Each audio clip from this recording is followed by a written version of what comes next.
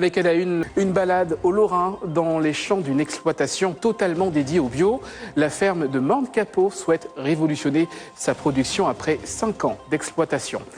Au pays de la chlordécone, voilà une exploitation agricole où il fait bon travailler. Depuis 2014, Michel Blondel-Larougie est responsable de la ferme du Morne-Capot au Lorrain. Entre bananes et produits maraîchers, l'objectif des prochaines années, révolutionner la production. Une balade au grand air avec ce reportage de Loïc Régis. Pour Michel Blondel-Larougie, tout a commencé en 2004 quand il reprend l'exploitation familiale. Il souhaite alors réduire certains postes de dépenses qu'il juge trop coûteux.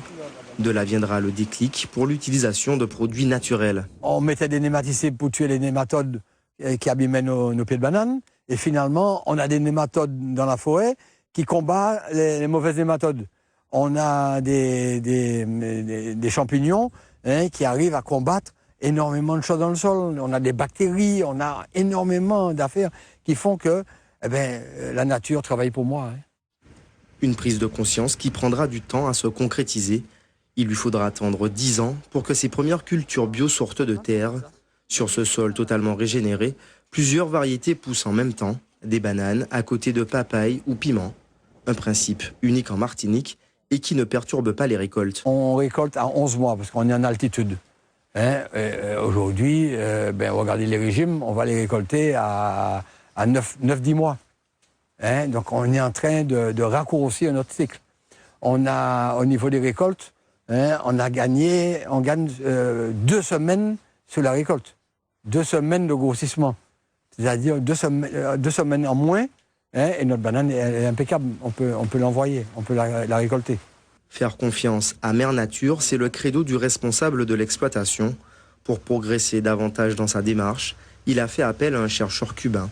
Une idée a germé et donné un engrais naturel. C'est un lexivia, donc c'est un jus qu'on récupère dans les arbres de bananes. Après avoir récolté, on les amène ici, on les entasse un sur l'autre.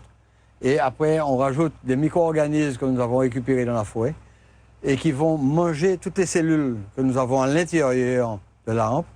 Et vous allez avoir ce liquide qui va couler et on va le récupérer pour le mettre dans des cuves pour les redistribuer dans le sol. Si d'extérieur, le hangar ressemble à tous les autres avec son système de découpage et d'emballage des fruits, l'eau est l'élément le plus utilisé ici. C'est la même façon de travailler, la même manière de découper les bananes, de travailler le régime. Par contre, nous n'avons aucun produit chimique dans le hangar. Fini le temps des doutes, la ferme de Morne-Capot a trouvé son rythme de croisière. Près de 1000 tonnes de bananes sortent ici chaque année. Une activité plutôt juteuse. Depuis 2016, le nombre de salariés est passé de 15 à 40. À bientôt.